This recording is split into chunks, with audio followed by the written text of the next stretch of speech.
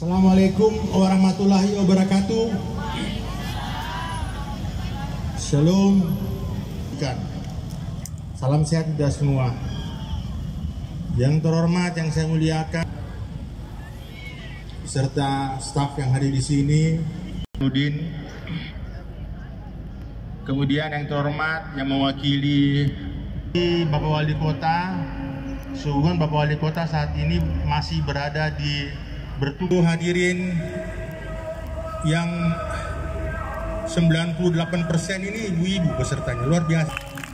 Bahwa hari ini kita bersama-sama telah melaksanakan yoga, 9th International Day of Yoga, di mana tentunya peringatan ini adalah momentum internasional yang kita laksanakan di Kota Makassar, yang merupakan atas kerjasama dan partisipasi negara India tentunya, dan tentunya beberapa lembaga-lembaga olahraga dan lembaga yoga yang ada di Kota Makassar ini, yang tentunya menjadi kebahagiaan kita semua. Pemerintah Kota Makassar berterima kasih kepada seluruh peserta, kepada seluruh sahabat dan kerabat, kepada seluruh teman-teman sekalian, ibu sekalian telah hadir di sini, di mana yoga bukan saja sebagai sarana olahraga.